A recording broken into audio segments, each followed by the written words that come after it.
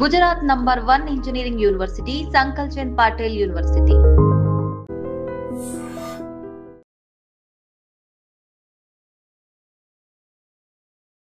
మన ఇంట్లో చాలామంది ఎవరో ఒకరు చాలా లో ఫీల్ అవుతారు. బట్ వాళ్ళకి లో ఫీల్ అయిన ప్రతి ఒక్కరికి సడన్‌గా ఎవరో ఒక అఘోరి మాతనో, ఇంకెవరో వచ్చేసి నయం చేసేస్తారని మనం అనుకోవడం అనేది ఒక మూర్ఖత్వం అని నేను అంటాను. సో, ఇప్పుడున్న సిట్యుయేషన్స్ మనం చూస్తున్నాం. ఎక్కడ చూసినా అఘోరి మాత తన చుట్టూ ఎంతోమంది అమ్మాయిలు ఒకలాంటి ట్రాప్‌లో పడ్డారనే నాకు అనిపిస్తుంది. మరి ఈ అఘోరి మాత అనేది ఫేక్ అని నేను అంటాను. సో, ఇప్పుడు మన ముందు ప్రదీప్ కరేంగ్ల గారు ఉన్నారు. మీకు ఆల్రెడీ తెలిసిందే, ఇన్‌స్టాలో కూడా ఈజీగా టైప్ చేస్తే దొరుకుతారు. సో, ఏం చెప్తారో చూద్దాం. నమస్తే అండి, ఎలా ఉన్నారు? నమస్తే భవ్య, నేను చాలా బాగున్నా. యాహ్!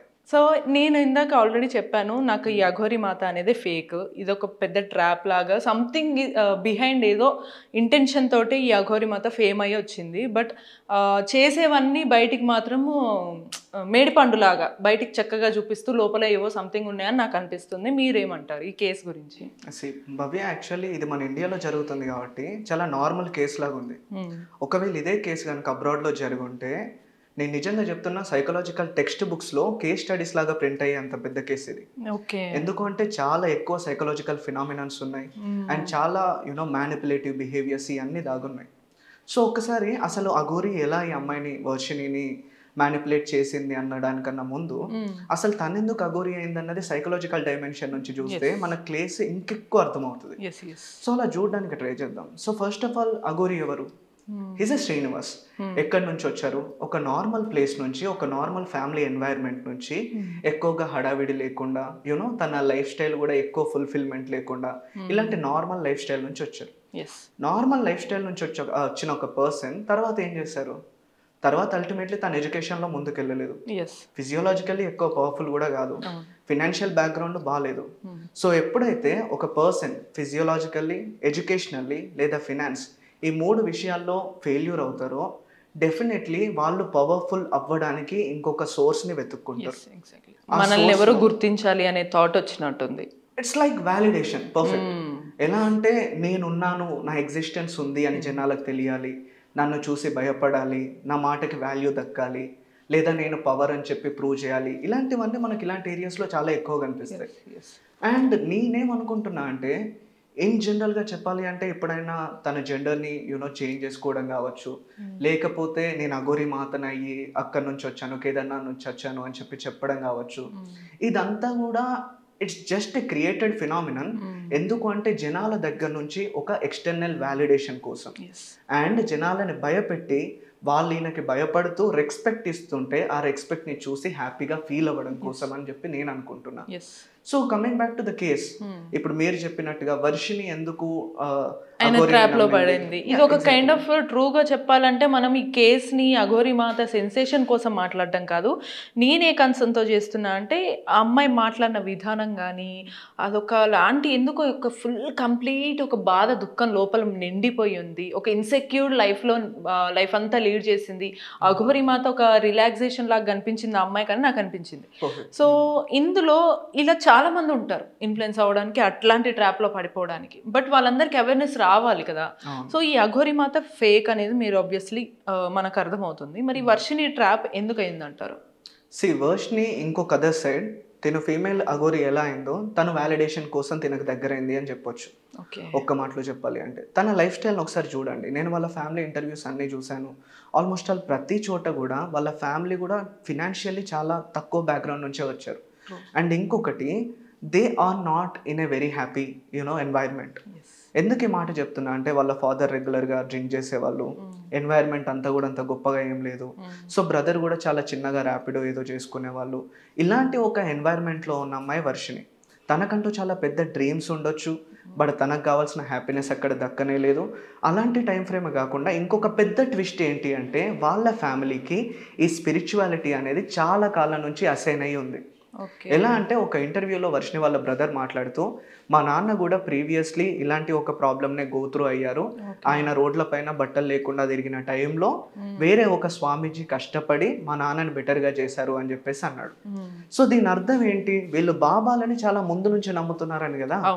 సో బాబాలని ముందు నుంచే నమ్ముతున్న ఒక ఫ్యామిలీ నుంచి వచ్చిన అమ్మాయి వర్షిణి అని మనం గుర్తుపెట్టుకోవాలి. అంటే తన ఫ్యామిలీ ఎన్వైరన్మెంట్ ఆ డైనమిక్సే బాబాలని గురువులని నమ్మే డైనమిక్స్ అని. సో ఇట్లాంటి టైం ఫ్రేమ్లో ఈ అఘోరి మాత కూడా రెగ్యులర్గా వాళ్ళ ఇంటికి విజిట్ చేస్తూ ఉంది. 1 వీక్ ఏదో పూజలు ఉన్నాయని చెప్పి వాళ్ళ ఇంట్లోనే ఉంది. జస్ట్ ఇమాజిన్, అఘోరికి కావాల్సింది పవర్ కోసం జెండర్ని మార్చుకున్నాడు తప్ప తను ఫీమేల్ అవ్వలేదు. ఈ క్లారిటీ మీరు మిస్ అవ్వకండి.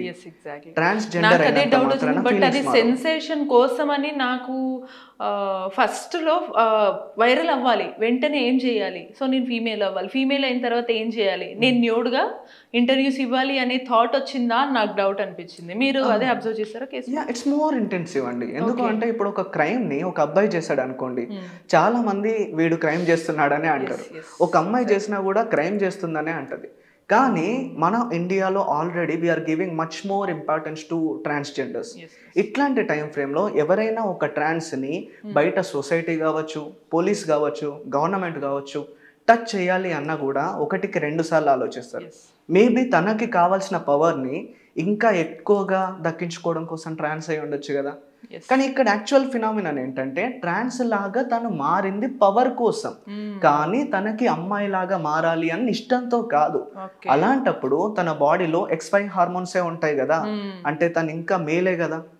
సో డెఫినెట్లీ ఫీమేల్ అట్రాక్ట్ చేస్తారు. డెఫినెట్లీ ఫీమేల్ ని అట్రాక్షన్ ఉంటుంది. అట్ ద సేమ్ టైం వర్షిణికి తన ఫ్యామిలీ డైనమిక్స్ ఏమో అస్సలు బాలేవు. అలాంటి టైంలో అండ్ వాళ్ళు ఆల్రెడీ అఘోరాలని పెద్ద పెద్ద గురువుల్లాగా స్వామీజీలాగా ఫీల్ అవుతున్నారు కాబట్టి వర్షిణి మైండ్లో కూడా అదే ఉండుండొచ్చు. కాబట్టి ఇంత పెద్ద గురువునే నేను నీ కోసం వచ్చాను అని ఒక్క మాట చెప్తే చాలు కదా ఫ్యామిలీని వదిలేసి వెళ్ళిపోవడానికి. ఇందులో చాలా పెద్ద ట్విస్టే ఉంది. బికాస్ వాళ్ళ మైండ్ సెట్స్ చిన్నప్పటి నుంచి అలానే ఉన్నాయి. దారుణంగా మా ఫ్యామిలీ అసలు వీళ్ళే దరిద్రులు, వీళ్ళు మంచి వాళ్ళు కాదు, వీళ్ళే నన్ను ఏదో ఒకటి చేస్తారు అని అంత కైండ్ ట్రామాకి అమ్మాయి ఎందుకు గురై ఉండొచ్చు అంటారు? ఈ ట్రామాకి ఎందుకు గురై ఉండొచ్చు అంటే వాళ్ళ డైనమిక్స్ అస్సలు బాగాలేవు. ఇది మీరు బాగా గుర్తుపెట్టుకోండి. అట్ ద సేమ్ టైం వాళ్ళ బ్రదర్ వర్షిణి వాళ్ళ బ్రదర్ ఒక ఇంటర్వ్యూలో చెప్తున్నప్పుడు నేను విన్నాను, అఘోరి మాత వర్షిణితో ఏం చెప్పేది అంటే నేను మీకు 50 lakhs ఇచ్చి ఒక ఫ్లాట్ కొనిస్తాను, నేను చాలా బాగా చూసుకుంటాను, పెద్ద పెద్ద కార్లలో తిప్పుతాను. ఇలాంటి మాటలు ఒక లోవర్ మిడిల్ క్లాస్ అమ్మాయికి చెప్పినప్పుడు అట్ ద సేమ్ టైం తన ఫ్యామిలీ కొద్దిగా ఫినాన్షియల్లీ స్ట్రాంగ్ లేనప్పుడు ఎంత అట్రాక్టివ్గా ఉంటాయి. You got it right. At the same time ఇవి చెప్పేవన్నీ కూడా మ్యానిపులేటివ్ లాగా చెప్పడం ఒక లెక్క, నేను దేవుడి సిచ్యువేషన్లో ఉన్నాను, అంత స్టేజ్లో ఉన్నాను, నేనే దేవుడిని, నేను నీ కోసం వచ్చాను అని చెప్పడం ఇంకో లెక్క. దానికి ఒక 100 ఇంటెన్సిటీ యాడ్ అవుతుంది. సో అంత ఇంటెన్సిటీ యాడ్ అయినప్పుడు ఇప్పుడు వర్షిణి మైండ్లో తను ఏం చెప్తే అది మాత్రమే నేను చేయాలి, ఎందుకంటే ఒక దేవుడి లాంటి ఫిగర్ నా కోసం వచ్చాడు, నా కోసం వచ్చి నన్ను ఇంత బాగా చూసుకుంటున్నాడు అన్న ఒక చిన్నపాటి కన్ఫ్యూజన్లో మ్యానిపులేషన్లో తను ఉంది అని చెప్పొచ్చు. కానీ ఎంటైర్ సినారియోలో వర్షిణి అలా ఎందుకు బిహేవ్ చేసింది అనడానికి psychologically there is no doubt చాలా క్యూస్ ఉన్నాయి. ఫ్యామిలీ బ్యాక్గ్రౌండ్, తనకి కావాల్సిన ఆబ్వియస్లీ ఒక అమ్మాయిగా ఉండే ఫీలింగ్లు కానీ కోరికలు, బేసిక్ థింగ్స్ నీడ్స్ కూడా ఫుల్ఫిల్ అవ్వకపోతే మేబీ జంప్ పర్ఫెక్ట్. కానీ ఇక్కడ ఎవరైనా చాలా పెద్ద క్రైమ్ చేస్తున్నారు అంటే నాకు తెలిసినంత వరకు 110% it is so called Aghori, we call him as Srinivas. ఎందుకు అంటే తను చేసే దాంట్లో మ్యానిపులేషన్ తప్ప నాకు ఎక్కడ భక్తి కనబడట్లేదు, ఎక్కడ ఒక యాక్చువల్ అఘోరి ఎలా బిహేవ్ చేస్తారో వాళ్ళ బిహేవియర్ కూడా కనబడట్లేదు. I can only see power. So అందుకే నేను దీన్ని ఒక పవర్ కంపెన్సేషన్ థియరీ అని పిలుస్తాను. ఇక్కడ ఇంకొక డౌట్ ఏంటంటే రియల్ యాక్చువల్ చాలా మంది అసలు ఈ ఫేక్ అని తిడుతున్నారు పబ్లిక్ అప్పటికి, బట్ స్టిల్ ట్రెండింగ్లో ఉంటున్నారు వాళ్ళు, అదే వాళ్ళకి కూడా కావాలి కావచ్చు. ఇక్కడ వర్షిణి ట్రాప్ అవడానికి ఒక పర్పస్ ఉంది. ఇక్కడ సైకలాజికల్ ఫ్యాక్టర్స్ మనం చూస్తాం, అటు Aghori like alias Srinivas psychological factors మనం చూస్తాం. ఇంకో సైడ్ ఫస్ట్గా నేను పెళ్లి చేసుకున్నాను బట్ నాకు నిన్న మొన్న తెలీదు, మీడియా ద్వారా తెలిసింది, 15 days బ్యాకే తెలిసిందని ఫస్ట్ వైఫ్ అమ్మాయి నేను పెళ్లి అయిపోయిందని చెప్తుంది మీడియా ద్వారా. సో తనే కండిషన్ వల్ల ట్రాప్ అయి ఉండొచ్చు అంటారు. The same condition. మీరు అఘోరి పెళ్లి చేసుకున్నా అని చెప్పి ఇప్పుడు ఇంకో అమ్మాయి వచ్చింది అన్నారు కదా, ఇలాంటి 100 అమ్మాయిలైనా రానివ్వండి, ఈ 100 మంది బ్యాక్గ్రౌండ్ని మీరు చూడండి. అఘోరి ఎవరిని అట్రాక్ట్ చేస్తున్నారు? రిచ్ పీపుల్ని ఎప్పుడు కూడా తను టార్గెట్ చేయట్లేదు, లేదా ఫినాన్షియల్లీ స్టేబుల్ ఉన్నవాళ్ళు, ఎడ్యుకేషనల్లీ చాలా బెటర్గా ఉన్నవాళ్ళు, మిరాకిల్స్ చేసేవాళ్ళు, మంచి ఫ్యామిలీ బ్యాక్గ్రౌండ్లో ఉన్న వాళ్ళని తను అసలు టార్గెటే చేయట్లేదు. తన టార్గెట్లో గురైన అమ్మాయిలందరినీ చూడండి, ఫినాన్షియల్లీ వీక్, ఎడ్యుకేషన్ బీటెక్ చదువుంటారు, but they are not knowledgeable. చాలా తక్కువ మైండ్ సెట్ తో పాపం చిన్న చిన్న వరల్డ్ లో చిన్న చిన్న ప్రపంచంలో అనేది అంత కొంచెం ఐక్యూ లెవెల్ ఎక్కువ లేకుండా, అండ్ వాళ్ళందరూ కూడా ఈ బాబాల బ్యాక్గ్రౌండ్ తోనే ఉన్న వాళ్ళు ఎక్కువ మంది ఉంటారు. సో ఇలాంటి బ్యాక్గ్రౌండ్ ని తను ఎందుకు టార్గెట్ చేస్తున్నాడంటే టు గెట్ దట్ వ్యాలిడేషన్. నా కోసం ఒక అమ్మాయి పడి చచ్చిపోతుంది ఈవెన్ దో నేను ఒక ట్రాన్స్జెండర్ అయినా. ఎందుకు ఇలాంటి ఫీలింగ్స్ ఏం చేసుకుంటాడు? చాలా మంది నన్ను అడిగారు like what he will do. తను ఇప్పుడు మెన్నే కాదు కదా, లైక్ మేల్ హార్మోన్స్ లేవు. సో అలాంటప్పుడు తనేం చేసుకుంటాడు అని చెప్పి చాలా మంది అడిగారు. It is alteration. బ్రెయిన్లో రియాలిటీ అలానే ఉంది, బాడీ మాత్రమే మాడిఫై అయ్యింది. సో ఆయన బ్రెయిన్లో ఫీమేల్ పైన ఒకప్పుడు ఎలాంటి ఫీలింగ్స్ ఉన్నాయో, ఎలాంటి మాడ్యులేషన్ ఉందో, same kind of feelings are still in existence. So దీన్ని బట్టి నాకు అర్థమైంది ఏంటంటే, ఇన్ జనరల్ ఆబ్వియస్లీ మనకు తెలుసు రియల్ అఘోరీస్ అయితే అసలు బయటికి ఈ ప్రపంచాన్ని ఇష్టపడరు, కోరుకోరు కాబట్టే వాళ్ళు ఎక్కడో ఉంటారు. సో ఇక్కడికి వచ్చి ఇంత సీన్ చేస్తున్నారంటే అది రియల్ కాదని మనకు తెలుస్తుంది. వాళ్ళకి ఇన్ జనరల్గా మనుషులకి కావాల్సిన ప్రాపర్ ఎమోషన్ దొరకకపోతే ఇలా అఘోరీలాగా కానీ లేదా వర్షిణిలాగా ట్రాప్ అయ్యే ఛాన్సెస్ ఉన్నాయంటారు? డెఫినెట్లీ ఉన్నాయి. I mean in some external cases, కొన్ని సీరియస్ కేసెస్లో ఛాన్సెస్ ఉండడం కాదు, ఆల్రెడీ మనకు వీళ్ళు కళ్ళతో కనిపిస్తున్నారు కదా. సో దేర్ ఇస్ ఇంకా ఛాన్సెస్ ఉన్నాయా లేదా అనేది క్వశ్చనే కాదు. ఆల్రెడీ వీళ్ళిద్దరు అఘోరి అయినా వర్షిణి అయినా ఎక్కువగా ఇట్స్ అ కొలాబరేటివ్ అప్రోచ్ అండి, ఎవరిదే మిస్టేక్ కాదు. ఇప్పుడు ఫర్ ఎగ్జాంపుల్ వర్షిణి డైనమిక్స్ నుంచి ఆలోచించినట్టయితే, తన ఫ్యామిలీ తనని ఈవెన్ దో ఫినాన్షియల్లీ వీక్ ఉన్నా చిన్నప్పటి నుంచి తనకంటూ ఒక వాల్యూనిచ్చి తన మాటలు వింటూ తనని ప్రేమగా చూసుకున్నట్టయితే తనకి కావాల్సిన ప్రేమ అంతా ఫ్యామిలీ నుంచే దొరికేది. సో ఎవడో గాలి నెల్లేటోడు నేను బాబా అని చెప్పేసి నేను నీకు లవ్ ఇస్తున్నాను అని చెప్తే ఈజీగా మ్యానిపులేట్ అవ్వరు. సో ఇక్కడ ఫ్యామిలీ నుంచి లవ్ రాకపోయేసరికి ఎక్స్టర్నల్ వ్యాలిడేషన్ కోసం నేను ఈ పర్సన్కి సొంతం, నా కోసం ఈ పర్సన్ ఉన్నారు అన్న ఫీలింగ్ కోసం అఘోరికి దగ్గర అయి ఉండొచ్చు. మరో సైడ్ ఇప్పుడు ఒక పర్సన్ ఎడ్యుకేషన్ కానీ, ఫినాన్స్ కానీ, స్ట్రాంగ్ ఫిజియోలాజికల్ అపీరియన్స్ కానీ లేకపోయినా కూడా స్టిల్ ఈ ప్రపంచం నా మాట వినాలి, వీళ్ళందరూ నేను చెప్పింది చేయాలి అన్న some kind of narcissistic mentality ఉన్న వాళ్ళలో ఇలా అఘోరిలాగా మారుతారు. సో ఇది ఎవరి మిస్టేక్ వల్ల జరిగింది అని అంటే, వర్షిణి లైఫ్ అయితే 110% అఘోరి వల్లనే స్పాయిల్ అవుతున్నట్టుంది, that we can clearly see. కానీ అఘోరి తనకి కావాల్సిన కోరికలు, తనకు కావాల్సిన పవర్, లేకపోతే తనకు కావాల్సిన కంట్రోల్ వల్ల తనకి తెలియకుండా తన లైఫ్ని తనే నాశనం చేసుకుంటున్నాడు. ఎందుకు అంటే ఈ విషయం హైలైట్లో మహా అంటే ఇంకో 1 year ఉండొచ్చు. అది ది వర్స్ట్ కేసులో, వర్స్ట్ సినారియోస్లో 1 year తర్వాత అఘోరిని చూసినా ఎవరు తన దగ్గరికి వెళ్ళరు. సో ఒక 1 year హ్యాపీనెస్ కోసం లైఫ్ని త్యాగం చేసుకోవడం ఎంతవరకు కరెక్ట్? బట్ వీళ్ళకి ఒకవేళ ఈ సైకాలజిస్టులతోటి థెరపీ ఇవ్వడం కానీ, సెషన్స్ ఇచ్చినా, లేదా ఏ పర్టికులర్ మూమెంట్లో వీళ్ళ మైండ్ సెట్స్ చేంజ్ అయ్యే అవకాశం ఉంటుంది ఈ కైండ్ ఆఫ్ మైండ్ సెట్స్ ఉన్న వాళ్ళు? డెఫినెట్లీ ఇక్కడ మనము ఓన్లీ సైకాలజిస్ట్ మాత్రమే కాకుండా సైకియాట్రిస్ట్ల నుంచి మెడికేషన్స్ ఇవ్వడం కావచ్చు, లేకపోతే వాళ్ళ బ్రెయిన్లో ఏమేమి body parts like brain parts అనేటివి ఆల్టరేట్ అయినాయి అవన్నీ మనము స్కానింగ్స్లో అలా ఇలా చూడడం కావచ్చు. So many people will involve in these kind of cases, like న్యూరాలజిస్టులు కావచ్చు, సైకియాట్రిస్టులు, సైకాలజిస్టులు అందరూ కలిసి definitely we can make them a better person. కంప్లీట్గా లైక్ అఘోరి లాంటి వాళ్ళనైతే కంప్లీట్గా మనం ఆల్టర్ చేయకపోయినా చాలా వరకు వాళ్ళని బెటర్ పొజిషన్లో ఉంచవచ్చు. కాకపోతే ఇక్కడ ట్విస్ట్ ఏంటి అంటే, ఇఫ్ మనం అనుకున్న విధంగా ఇఫ్ అఘోరి ఒక నార్సిసిస్టిక్ పర్సనాలిటీ మెంటాలిటీ ఉన్న పర్సన్ అయితే వాళ్ళు నేను ఒక సైకలాజికల్ స్టేట్లో ఉన్నాను, నాకు సైకలాజికల్ ప్రాబ్లం ఉంది అని కూడా నమ్మరు. ఇన్ కేస్ మనం చెప్పినా నీకే సైకలాజికల్ ప్రాబ్లం ఉంది, నేనే నిన్ను నయం చేస్తా అని చెప్పేసి అంటారు తప్పించి మన దగ్గరికి రారు. బట్ ఇఫ్ ఇట్ ఆల్ ఒక యాక్సెప్టెన్స్తో వాళ్ళు వస్తే definitely we are here to help them. So probably దీన్ని బట్టి మనకు అర్థమవుతుంది ఏంటంటే, ఇంట్లో ఎవరికైనా సరే కొన్నిసార్లు అట్లీస్ట్ కొంచెం మాట్లాడటం, క్లియర్గా కమ్యూనికేట్ చేస్తే ఒకరిలో ఓవర్గా ఇటువంటి డిజైర్స్ అనేవి పెరగకుండా ఉండే ఛాన్సెస్ ఉండొచ్చు కదా. డెఫినెట్లీ ఇంట్లో మనకి ఎలా చూస్తారంటే, నా కూతురు పుట్టింది, తనని చదివించాలి, పెద్ద అయింది, పెళ్లి చేయాలి, పంపించాలి అన్నట్టు కాకుండా తనకేం కావాలి, తన లైఫ్ ఎలా నడుస్తుంది, తనకి ఏమేమి కోరికలు ఉన్నాయి, సో తన హార్మోనల్లీ ఎలాంటి చేంజెస్ వస్తున్నాయి, తనకు ఎలాంటి అలవాట్లు ఉన్నాయి, ఇవన్నీ కూడా మనం పక్కాగా మానిటర్ చేస్తూ ఒక ఫ్రెండ్లీ ఎన్వైర్న్మెంట్ని క్రియేట్ చేయగలిగితే finance is never A matter. వాళ్ళు మిమ్మల్ని వదిలేసి ఎటు వెళ్ళరు. ఒక ఒక అవుటర్ పర్సన్ కోసం మా పేరెంట్స్ ఇలా చేశారు అలా చేశారు అన్న కంప్లైంట్స్ కూడా ఇవ్వరు. సో ఇది పేరెంటింగ్ మిస్టేకా అని మీరు అడగొచ్చు. Definitely it's a parenting mistake అని చెప్పొచ్చు.